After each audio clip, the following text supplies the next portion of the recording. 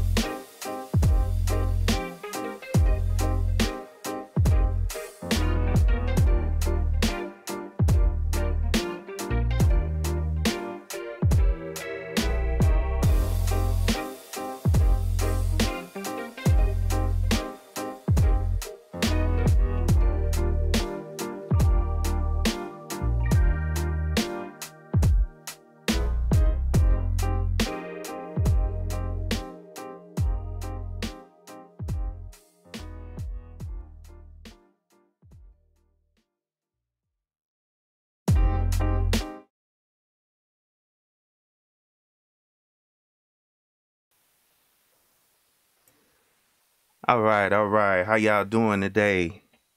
This Josh from KeepItTechie. What's up, Kenny Conjo? What's up, Third Ward, Columbia? I appreciate you guys being here. Thank you all for being here. Today is I think this is my 16th Tech Talk. And today, I got another special guest in the building.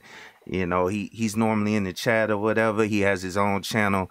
But today I have Professor Black Ops, and he has a lot of experience in different areas of IT. And I'm looking forward to, picking his brain and just doing a quick interview with him, try to get some information out there for people that are trying to get into the IT field. So welcome. Thank you guys for being here. If this is your first time being here, please like, share, and subscribe to the channel. You know what I'm saying? I try to do these videos once a week on the weekends. And happy Halloween to everybody. I appreciate you guys being here. But how you doing, Professor Black Ops? Thanks for being here, man. I appreciate it, man. Thanks for having me on. AK, you just called me old with all the experience, but I appreciate being here, man. Oh, Thanks for It's all good. It's all good. For sure, man. Hey, and also let me give a few more shout outs. What's up, E-Man, Perry, Alex Jackson. Did I say Kenny Conjo? What's up, Kenny Conjo? I appreciate it. Yeah, that music is from Epidemic Sounds. I'll talk about it. I'll do a video on it or whatever. So it's like free copyright music or free music that you can use, but you got to pay for it. You know what I'm saying? Like monthly or whatever. But anyway, like I said, thank you for being here, Professor Black Ops. First thing I like to do is allow my guests to, introduce themselves as well as give a little bit about their background in IT. Okay, that's fine. You just introduced me. Like you said, I have a YouTube channel. I got 30 years of IT background. Like I said, I've been in the game for a very long time. I actually started programming in 1984, man. I was into a vocational school in high school where they actually taught COBOL, RPG, Fortran, and PL1. So I've been in the game for mainframes and mini computers before they were actually networking, man. We were actually taking floppy disks, 5 1/4, and running them into the computer. I graduated with a computer science degree in 1990. I also got an MBA in 1995. Okay. My big jobs is I worked for the Department of Defense for 10 years. There I did all types of jobs. I was a programmer, EBA, web admin, integration. So I had various IT backgrounds. when I was there, that's actually how I got into security. They do a thing called FISMA, and it does NIST, and you got to get an ATO, an authority to operate actually a computer system. That means the government's got to sign off. That's actually where I got into security in that field. So that's kind of just a high level of my background. Okay. Okay. Yeah. Yeah, man. You come from back in the COBOL days. Yeah, that's cool, man. But let me ask you this. So,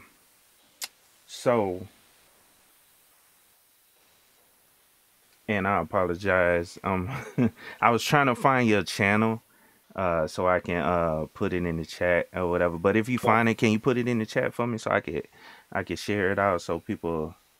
I know I'm subscribed to you. I just can't find your channel right now because we live. But That's all good. anyway, let me just move to the next question. You know, if let me get your perspective on if someone is trying to actually get into the IT field nowadays. Where do you think they should start? And I know you've been in the game for a while, so it's kind of different for us to, because I mean me as well. It's kind of difficult to kind of tell people what direction they should go, especially if you not experiencing what they experiencing trying to get in, Yeah, you know, yeah. currently. But what are your thoughts though? Yeah, I'm also an adjunct professor, so I Hmm. actually teach for a living. Oh yeah, I that's actually teach right. cybersecurity. I actually teach cybersecurity. So one of my jobs is to help students. So I tell students, like you said, experience, and especially in IT, is I think you actually got me changing my mind a little bit. Is get your certs and get you some experience, and that'll help you get into the game. I tell everybody too, if you first start, maybe get into networking. I mean, you're in IT. It seems like the network department is always the biggest department in any Yeah. IT game to get started. Hmm. So I usually tell people go to help desk and try to go to networking. Yeah. Everybody always need help desk people. I hate people, so I don't like the help desk. But I tell people get in the help desk, get into networking, and networking is kind of the basis of people to get in with cybersecurity. Because you're talking about routes, firewalls, all that stuff is in Hmm. networking. So that's why I tell two people get your certs, get into networking. So I think that'll help you, give you a good foundation and get you started in the field. Because Yeah. you interviewed a lot of people, talked about certs. Master IT, your last job. I mean, he had his search things you can do from his channel. There's a couple other channels. So I'm actually swaying more towards search now Yeah. in my Yeah. older age. So I think that's the way to get people started into the field. Okay. Yeah, and that's similar to the way I started. I actually started well, I went to one of those trade schools where I got my little associate's degree in networking, but that's 100% true. In order to get into cybersecurity, you Yeah, definitely have to have experience yeah, in a lot of different areas of IT so you can protect it. And we talked about that before and I done heard yeah. other people say it. So but that is true. So the next thing, let me ask you this. How do you keep your technology skills current? Like what Well, for me, resources? Mm-hmm. yeah, one of the things I do in my current job is I do software assessments. So I view all the software that comes into the organization I work for. So I'm Mm-hmm. always looking at new software. I looked at everything from Amazon to Azure to NoSQL databases. So that kind of forces me to stay up on my game in that area. And also too is I try to pick a subject every 6 months to try to actually drill down to it. The thing I'm really digging into now is I'm kind of like this AWS in the cloud and the zero trust networks. So I'm putting those together. And I'm gonna do a couple of YouTube videos about that. Is how to lock down AWS into a zero trust network and make it actually pass a NIST and a FISMA test for a government contract. So Mm-hmm. those are some of the things I do. I'm kind of old and nerdy at the same time. So those are the things I do for fun. That's what's up. That's what's up, man. Now let me ask you this. So this is one of the questions I heavily ask every single time. Degrees or certs or both? And I know you kind of answered it a little bit. Yeah, How you were no, saying no. you was. Go ahead though. No, you're right. Like I said, talking to you and a lot of people, because y'all a lot younger than me, so I'm actually leaning more towards certs. If you asked me 5 years ago, I'd tell you definitely have to have a college degree. Hmm. But I think it's both. But you can obviously get in the game with certs. And like one of your guesses, I think if you're trying to get promoted to management in the next level, I Hmm. think you need a college degree. The only little thing I kind of flinch about is, and I'm sure you worry about that, is any job I see posted or people I know post a lot of jobs it's multiple applicants. So a lot of times the tiebreaker is the degree. So if everybody's got Security Plus, everybody's got your CNA, how do you break that tie? You know, if you're close on experience and you got the same certs, what's your tiebreaker? And I've seen most of the time in the jobs I'm working with or the area I'm working, they let the degree to be the tiebreaker, right? Of course, you got to interview well. You know, my favorite person, a cyber center person, she's got me working on my soft skills. I'm usually not a soft skills guy. She's really working on soft skills. But you know, if all that's equal, how are you going to break that tie? 9 times out of 10, I think it's a degree. So, but like I said, I think you and the younger guys got me leaning more and liking certs more. So, both really. Yeah, and the reason I kind of push it is because I mean it's yeah, anybody could take a test, but I mean the tests are so difficult in my opinion that I mean you have to know what you have to understand the information in order to pass the test, especially when you start getting into those high level certs, especially Cisco stuff. Yeah, I agree with that too. Is even government contracts now is they want you to have one cert to make sure you're current on your skills. Like my degree is from the 80s, from the 90s. Yeah, and with 2020, man. Ain't nobody doing COBOL, Fortran, PL1. I got my first network. I was doing netware, man. I was Novell certified. That's how I am. Novell don't even exist anymore, man. Yeah.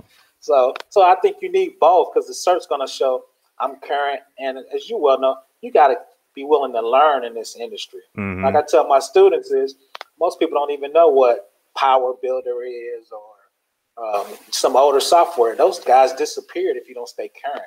So you have to stay current on your skills. So that's why I'm leaning more towards both now. Okay. And since you're a professor, and this will be my next question where I always try to incorporate something dealing with Linux. So is this something that's being taught in like different curriculums now, or? Yeah, we do Linux because most Cisco, if you look at their inner workings, a lot of stuff is Linux based. So depending on what curriculum you're in, and I'm at DBA, and most stuff I really started on because I did Oracle for 20 years. That runs much better on Linux. I'm actually a Linux bigot. I actually hate Windows. I think Linux is more secure. I think the threading's better. I mean, I'm at that level where you talk about threads. I think the threading better. The security is much better because Windows servers just Windows desktop. They just added a couple features to it. So Linux security is much better. Yeah. So I've been doing Linux for 30 years. So yeah, I love Linux. So yeah, and that's 100%. Oh, go ahead. Yeah, so I push my students to definitely get on Linux because bigger companies use Linux. So yeah, and it's a back end standard, so to speak, in in a lot of different industries and businesses. A lot of things run, using Linux, so that's the only reason I try to kind of push it or whatever. And then you're 100% right about Windows, man. It's just those applications are thrown on top of the desktop because that's why they're able to break it out and like sell it as a service now, like in the cloud. Right. So yeah. The cool thing though is the new CEO of Microsoft. The reason he got that job is, and Bill Gates and Ballmer hated it. He pushed Linux hard for Azure. They didn't want to put Linux in Azure, their cloud version. Wow. Microsoft runs a ton of Linux now.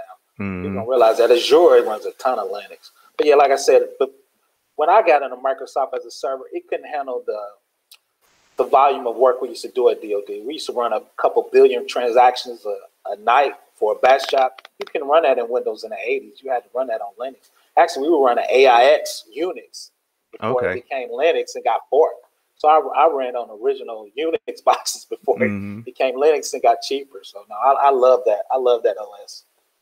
So. Cool. Yeah. So if you guys didn't know, go on, get out there and start learning Linux. You can watch my channel. I got plenty of channels out there that actually talk about Linux because that'll help you, getting in this field as well. Now, programming languages.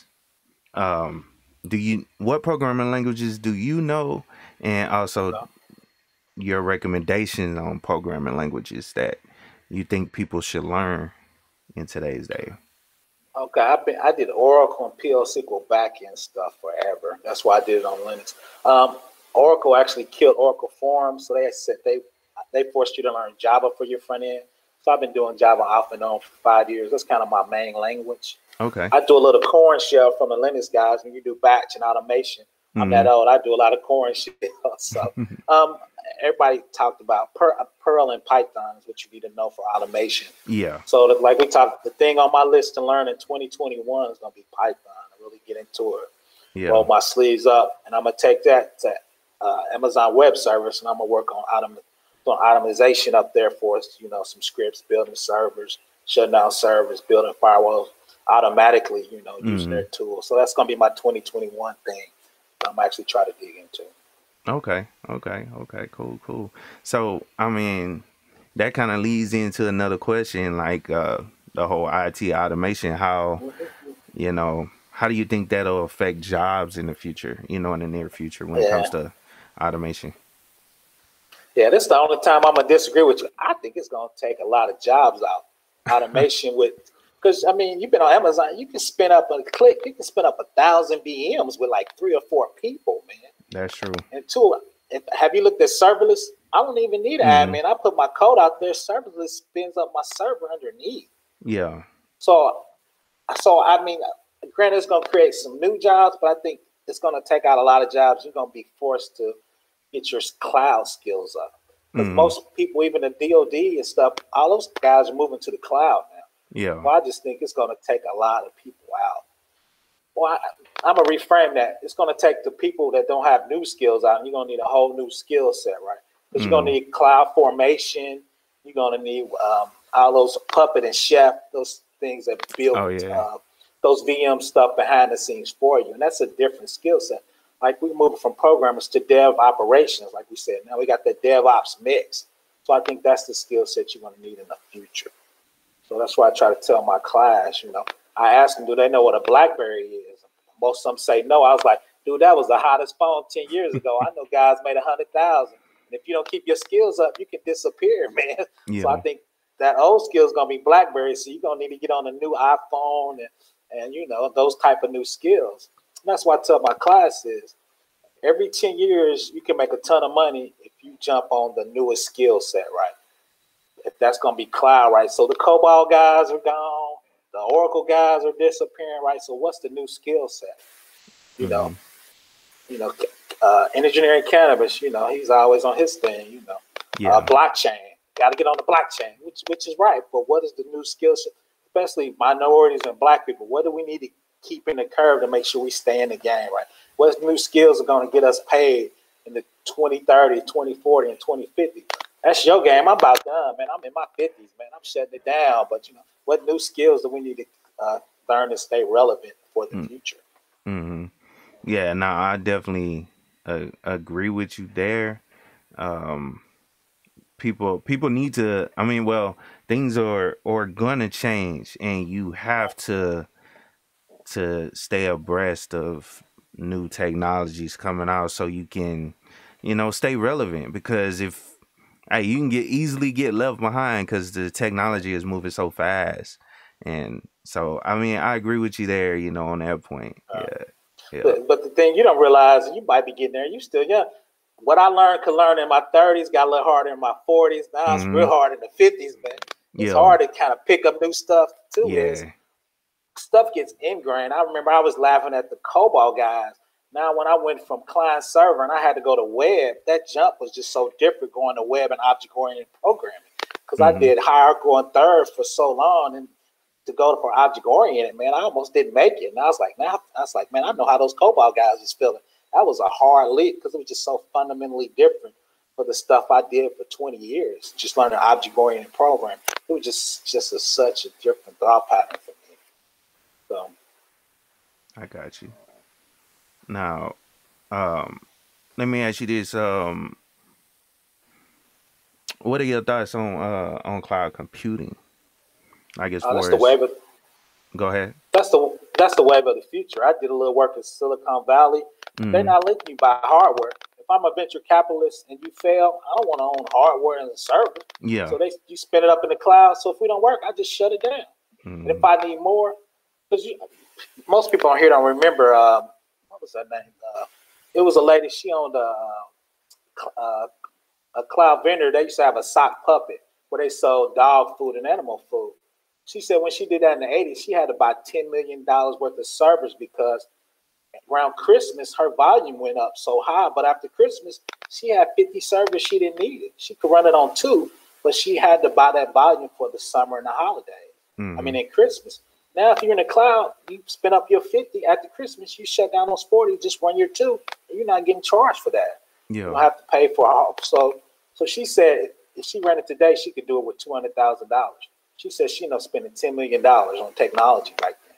You don't need to do that. You click a button and give Amazon your credit card or Azure or Google, spin you up 3 or 4 VMs, put your web server, app server in there, and you rolling. Yeah, and it's crazy because I posted an article a while back, and this was, about Microsoft, how they are expanding their cloud by dropping data centers under the ocean. Oh yeah. So that it's crazy. Google got data centers in Alaska because, as you well know, most people don't realize this. Servers get super hot. Yeah, they built a data center with Alaska, open up the vents and see if the Arctic air would be less than their cooling cost and running in Silicon Valley. So there's people doing weird stuff. Because when you look at a data center, it's the size of a football field now with racks and racks of PCs, man. Yeah. And servers. People don't realize that. That gets extremely high. Lot of heat. Yeah. Yeah. Exactly. So if you're a new business, why would you incur that cost? I just spin up my servers in the cloud. I give me a couple glass to handle my desktop. And now, like we talked about, I do virtual desktops. I do Google Chrome and do virtual desktops. I don't have my expenses goes down by 90%. So I won't even need that many people on staff. So I think cloud's the future. Everybody's going to cloud. Government's going to cloud. States are going to cloud.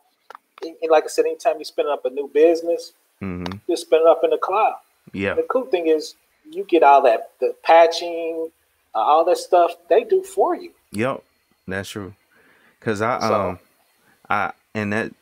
one thing I want to do a video on a little later on. Like I've spun up cloud instances. I use Google Cloud. Like I got a server up there. Well, 2 actually.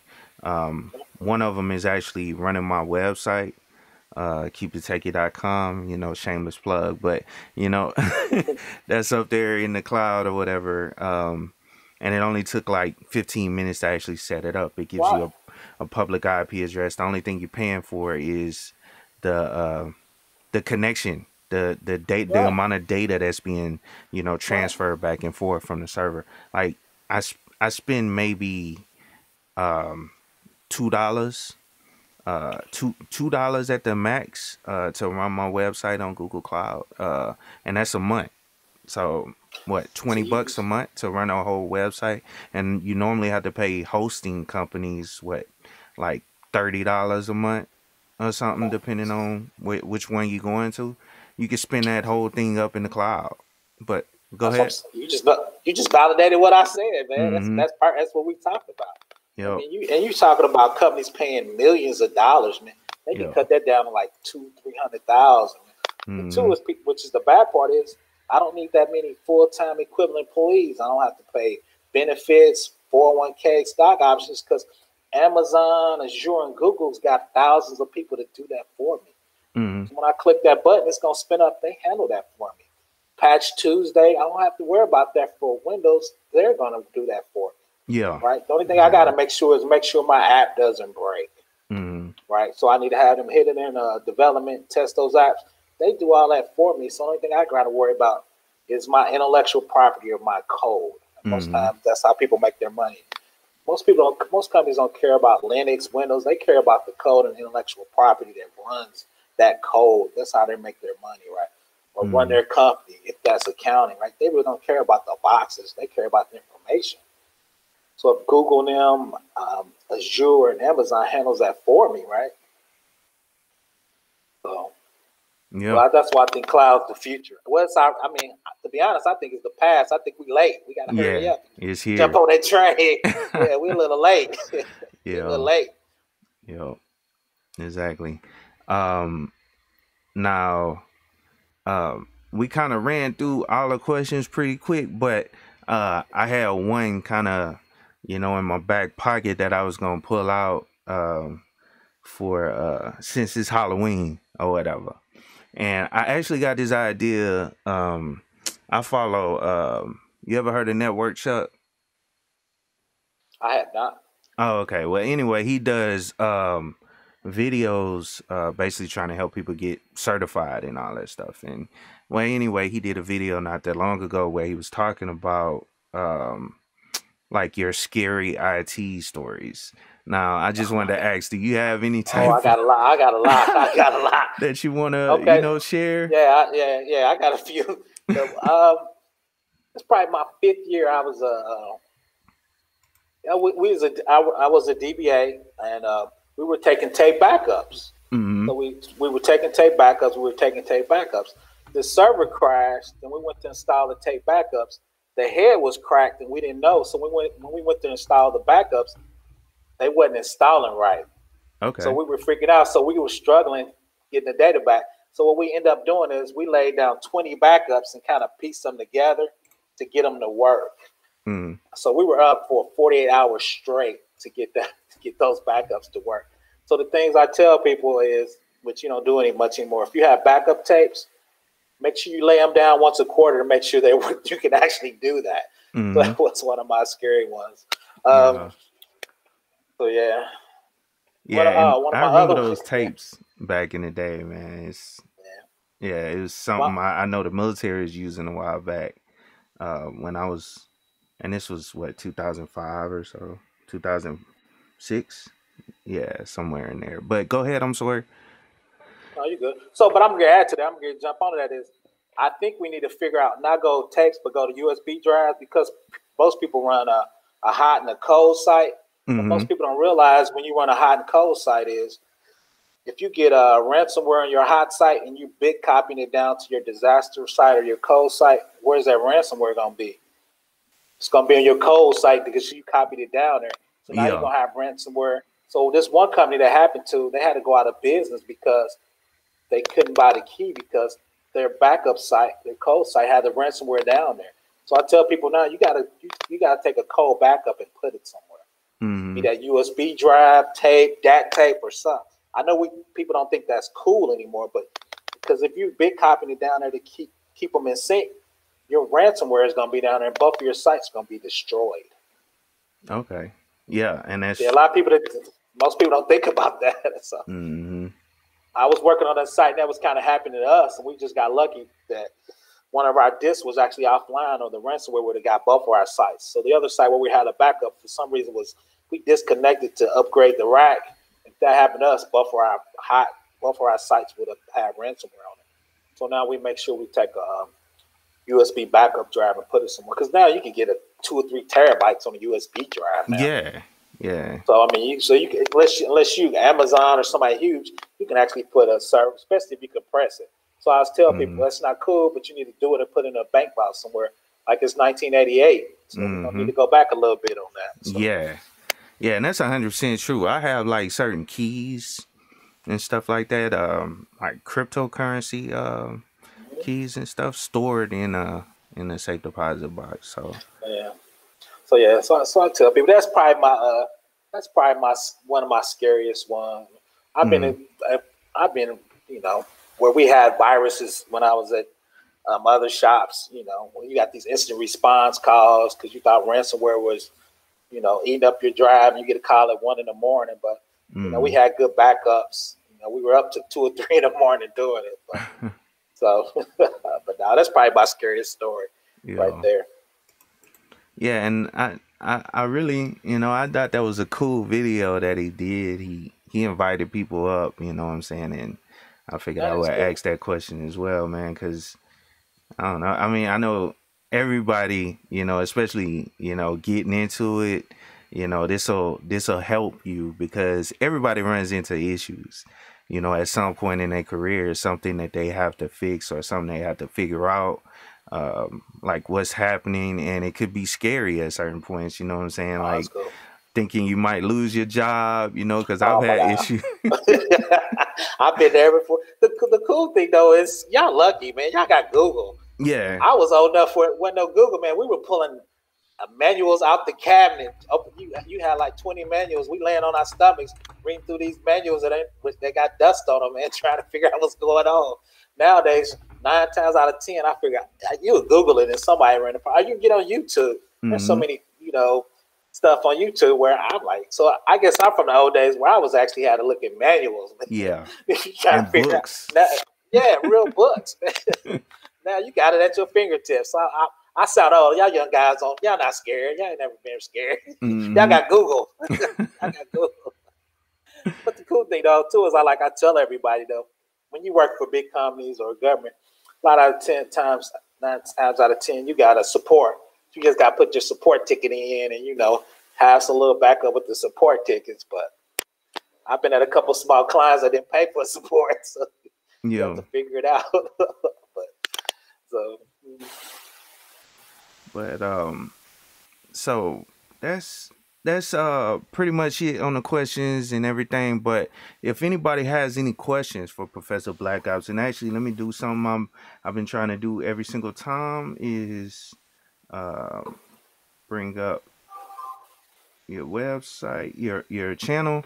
So I posted his link in the chat or whatever, so you guys can check it out or whatever. Check him out, subscribe to him. He puts out great videos and everything. But if anybody has any questions, for Professor Black Ops, because um, I mean you basically work for a school now, right? Or I actually work at a government client and I actually teach at night adjunct. That's kind of my oh, give I'm back. sorry. Yeah, I'm No, sorry. you good. You Yeah. good. No, you good. You good. So yeah, I work actually in a cybersecurity area actually for a government client. My main job is a security analyst. I do all the software reviews, incident response. We actually have to get authority to operate from a government entity. So I do about 2,000 lines of paperwork. So I assist our compliance director. My job is to be in the middle of the compliance director and you. Like some come out, so we work together. I'm like, okay, KeepItTechie, these are the checks I need on this SQL server. Yeah. Can we do table space encryption? You're like, no, we can't afford it. Okay, we got to come up with a compensated control, right? Mm-hmm. Are we in a DMZ, right? What kind are we? Can we do disk encryption on here, right? So my job is to make sure if you can't do what the compliance manager work, me as a security architect, we got to come up with a solution that can pass that government check, so we Mm-hmm. can continue to do that government work, be it HIPAA, OSHA, IRS, FERPA, CGIS, which is for the FBI. I've done compliance security checks in all those realms.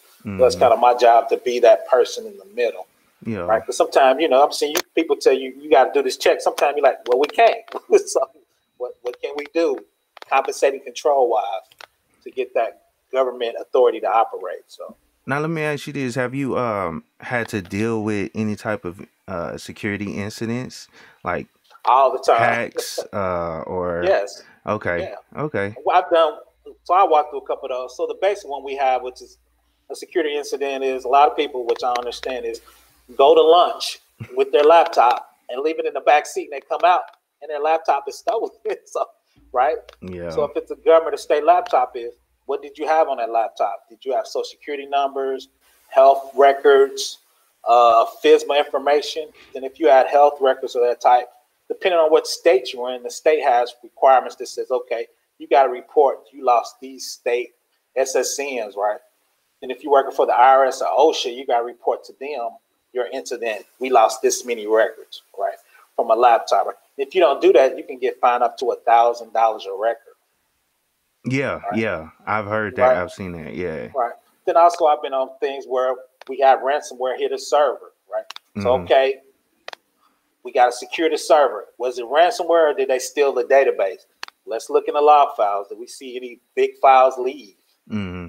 Right? Okay, no big files leave. Okay, let's erase the disk. Let's figure out how did the ransomware get in? What was the vulnerability Let's get that remediated, right? Mm-hmm. Can we do it, or we have to get an outside service? Right?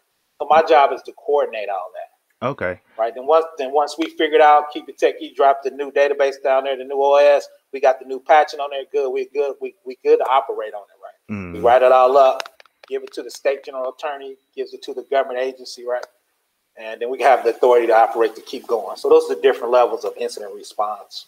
Okay. So Now, is that considered a blue team function or red team, or is that totally separate? it's That's actually just in the basically middle. keeping people in compliant, It's right? compliance. It's Yeah, it's compliance. It's in the compliance. middle. So Okay. blue team's job, like you said, is to stig it, put the Mm-hmm. sigils text to make sure it's locked. Red team job will be to hack it, right? Mm-hmm.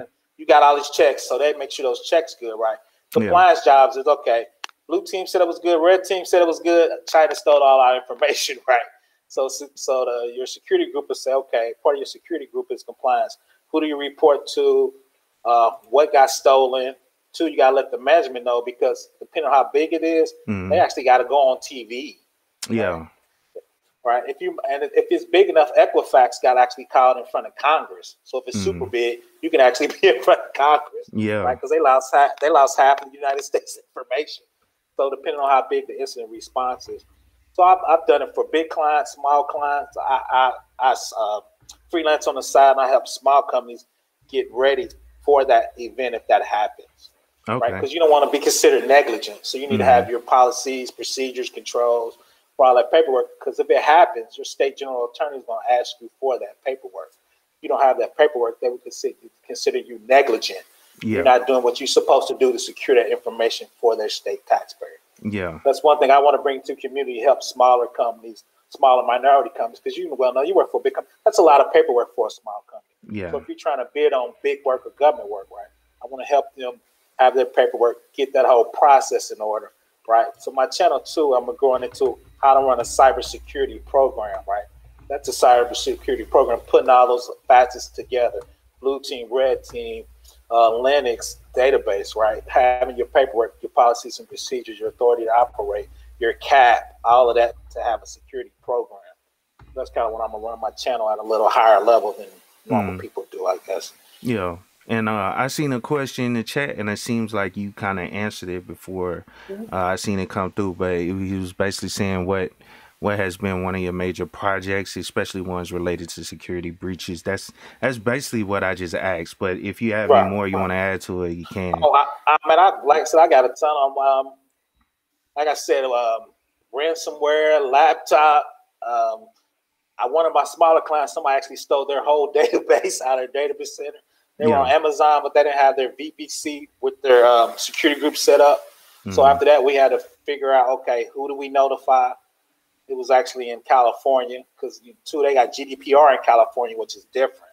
Yeah. So we had to notify their state general attorney. Notify was actually a HIPAA client. I don't think they actually in business more. It was a HIPAA client. So we had to notify health and hospital, get all that paperwork. Then we had to do a forensic analysis. So we paid another vendor to do the forensic analysis to figure out what happened. So once they figured it out, then we figured out what the vulnerability was. It was actually a Windows patch. It wasn't patched up to the correct level. That's one reason they bought me in. So we made sure they were patching, make sure their SQL Server, get their AWS stuff configured right. Everybody's talking about zero trust network. We were doing that in like 2020, 2010. How you get a zero trust network, right? I mean, no firewall rules are open. You got to do paperwork, make sure to get those ports and protocols open correctly. So that's probably the biggest one I had. So now that we kind of getting into the meat of it, do you, like, in the current job that you do right now, do you, as an analyst, do you need to have experience working with Kali Linux, or do you use like Commando? I think it's Commando OS that has a lot of tools. Do you have to deal with any of that? Yes and no. And like you said, you need to understand the breadth, because I'm actually at a security architect. So I work with all the teams. I work with the DBAs. I work with the network team. I work with the Linux team. I work with the Windows team, because I help compliance, because we got to have, and I sent you those checks for Amazon Linux. There was 300 checks there. Right? Yeah, I remember. So my job is to work with you to make sure we can do all those checks. And what we can't do, we got to figure out what is the mitigating control. If we can't do that, what can we put in place to help that? Like we talked about, if you can't encrypt the SQL Server database when it TDE encryption, which is tables transparent data encryption. If we can't do that, can we do Java encryption so it actually encrypted while it's writing in that table? Right? That would be a compensated control if you could do one with other. So I have to understand that whole ecosystem because as a security architect, I got to work with each one of those areas. I don't need to be an expert, but I need to understand it in depth because I got to come up with a compensated control, right? So I got to understand all of that. Okay, yeah, and the only reason I asked that because I seen somebody asking what Neil Tropolis, or whatever he was asking about SSH and SCP or sync. And I know All you're not. that. Are you? I mean, you're not. Well, yeah, you use Linux a lot, right? Do you? Which one I do do you? Linux a lot. What do you Well, write? since we government, you got to do stuff that's really on a government list, and Yeah, they want you to have paid support. yeah. Because if a security patch comes out, we can't wait for the community to fix it. Mm-hmm. So usually we run an Oracle, Linux. They just really just got Ubuntu because you can pay for support. So that's the big thing. So you got to And pay Red for Hat support as well. Yeah, Red Hat's usually the number one. They got paid support. And two is the list I send you with Amazon Linux. I think last time I looked, there was 325 Red Hat Linux checks. Yeah. So I was actually just working with a guy doing the Linux checks on my current job. So yeah, so yeah, the big thing is like you have paid support. We do open source, but you got to find somebody. If there's a security patch, somebody's got to fix that ASAP. Yeah. You can't wait for the community to do that. Yeah. So. Yeah, that's true. That's true. So, that's pretty much all the questions I have for you, man. Let me go down and give you another shout out and everything. You guys go check out Professor Black Ops' channel.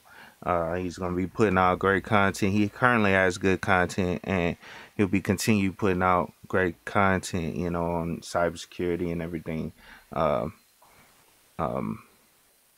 Dealing with what he shows on his channel. But I appreciate you guys for being here today. And I appreciate you, Professor Black Ops, for coming through and taking your time out today to come and kick it with me, do the tech talk or whatever.